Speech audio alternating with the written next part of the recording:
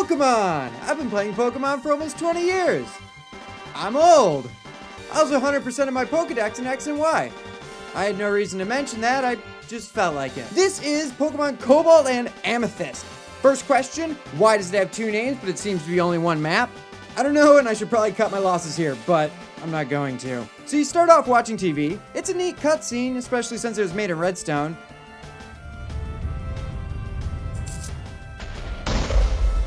And things happen, not really sure why. There wasn't a whole lot of context for it.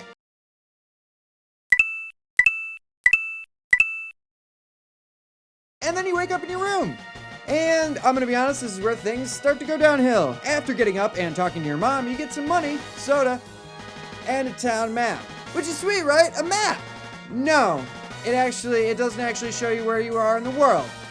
It just shows you the world. So that's kind of useless. Fine, small detail. Let's carry on. Now, okay, this is a Pokemon game, correct? So the first thing you'd want to do is go to the lab and get your Pokemon, right? Well, if you answered yes, then fuck you, because you're wrong. There's only one person in the lab, and all he does is inform you is your father is dead. Wait, my dad is dead? What? No. What is this cruel world? Why does it do it to me? Who will ever teach me how to shave? Wait, hold on. Who's my father? Why do I care? Was he cool? Or did he just leave when I was 9 and never talk to me again? Should I care about my father? So, since the lab was a bust, what the hell do I do in this game? Well, I'm glad you asked, because I have created a step-by-step guide to what you do in this game. And I guarantee you, all of the things you do are set in clear and sound judgment and common sense. None of these do not make any sense at all. Step 1. Wander around town for an unnecessary amount of time talking to useless NPCs till you stumble across one that makes a vague passing comment about a theater. Oh, did I mention you can't run and jump? Because you can't. Step 2. Wander around town for an unnecessary amount of time searching for your theater in this large, confusing town you've only been in for 10 minutes. Because some guy made a passing comment about it, and it's the only lead you've gotten thus far. Step 3. Wander around the theater for 15 minutes talking to useless NPCs till you get bored. And again, at a senior citizen's pace. Step 4. Climb up the ladders in the theater. Once you've climbed down because there's nothing up there, climb back up and go to the middle ladder you totally walk past 3 times because it looks like it leads to absolutely fucking nowhere. Step 5. Pick up a completely nondescript bone stock so normal I could have just bought it in a store potion. I'm serious. There is nothing special about this potion at all. Nothing.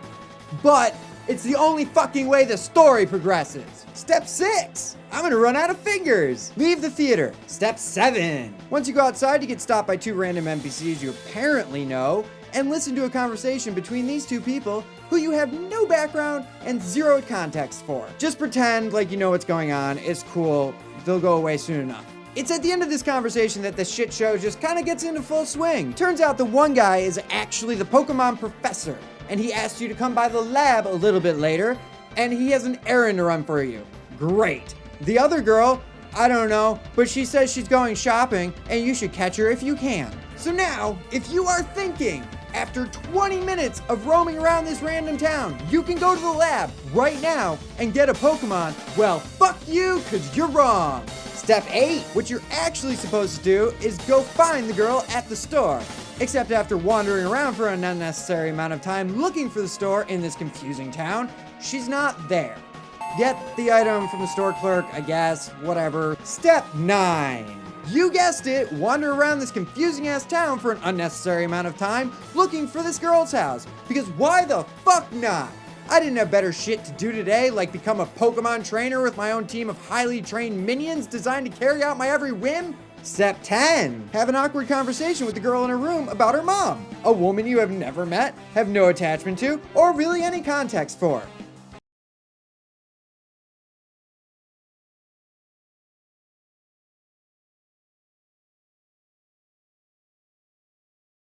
Step 11, I'm just gonna draw him in now. After talking to girl, go to the lab and talk to Professor Cedar. It's at this point you're probably thinking again, yes, I'm gonna finally get a Pokemon. After all this time, I'm gonna start my adventure for reals. And all I have to say to that is, fuck your unwavering optimism, cause you're wrong. After talking to the professor, all he gives you is a parcel and tells you to go find another guy you've never met and have no context for, because apparently he has something for you. And to come back and finally, after 25 minutes, get your starter Pokemon. But first, step 12. You guessed it, probably, again, wander around this confusing ass town at the pace of a snail high on weed looking for a contextless NPC, because apparently my character couldn't have just done all this shit before the game fucking started. Step 13. Deliver the parcel to the stranger. In return, he gives you a waiver, then tells you to leave. Then stops you and tells you to go to Mesotown while giving a vague warning of strange events that have transpired. Thanks, dude. Step 14. Oh, holy shit. When I thought of this video, I did not think I'd have 14 steps, but as I was saying, step 14. Walk to Route 17, have a conversation with the professor. Apparently someone stole something and he needs it back, but says it's too dangerous to me. Then apparently you present him the waiver. So, okay, here's a lot of where my frustration really started coming out of this game. No one explained at all in any context whatsoever what the waiver did. No one. I had no idea what it did. It was only after 10 minutes of complete bewilderment walking around the town that I figured out step 15. Slip past the Route 17 guard and wander aimlessly down the path till you stumble upon the professor and some thugs. So, okay, this is probably the point that I realized my game was glitched out. Because the professor wanted me to fight things, and I didn't have a Pokemon. He gave me something, but I don't know what it was. I don't think it was a Pokemon. So, after hitting every single button and trying to figure out what I was supposed to do, this is also where I quit. Now, I do have some final thoughts on the game, obviously. I had a lot of thoughts a few seconds ago, why wouldn't I? But I'm gonna obviously leave out the fact that the game glitched out on me, or I'm pretty sure it did, because that's not the creator's fault. If it didn't glitch out on me, then it kind of rolls into what I'm about to say. My problem with this map was that I played for almost 40 minutes, and the closest thing I ever got to a Pokemon, much less a starter Pokemon, was this thing labeled Sand I found in a furnace randomly. I can appreciate their attempts at a story and narrative and all that, and they were using the characters to do that, but no one told me who these characters were.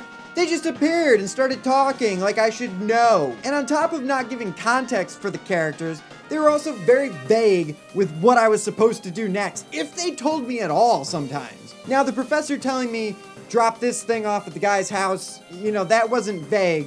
But when the professor said he was going to the lab and the girl said she was going shopping, who do I follow?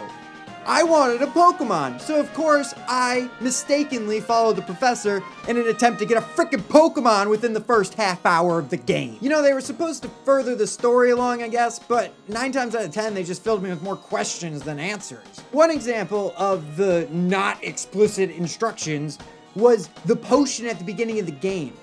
How the hell was I supposed to know that was there? I talked to everybody in town. Nobody mentioned a potion at all. It was only after I watched the creator's walkthrough on his channel that I realized, oh, I need that potion. The thing is, they were trying to create a Pokemon game, and I guess with a Pokemon game, you tend to have this expectation that you just wake up, talk to your mom, and you go to the lab. You get your Pokemon, and you start, and it's awesome. Not 15 steps and 40 minutes of some random bullshit, and then you don't even know if your game glitched out or you just didn't follow the directions correctly. It's Pokemon. Just give me my starter Pokemon, some Pokeballs, and we'll worry about your story later. That's all I want to do is go catch Pokemon, enslave them, and force them to do my bidding, as I said earlier. Now, jokes and criticism aside, I do want to replay the game because the creator did spend 2 years on it, and that just kind of feels like I should give it more of a try than 45 minutes, especially now that I know what's going on.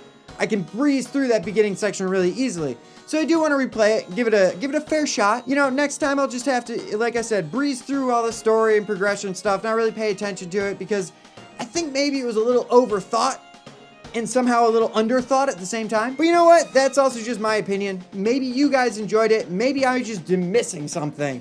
So let me know in the comments, and let me know what I did wrong if you guys know what I did wrong. And don't forget to leave a like and subscribe and follow me on face space Twitgram Insta Twitter thing. And I'll see you all next time, I guess. Probably not for another review video. I might finish Undertale sometime this year.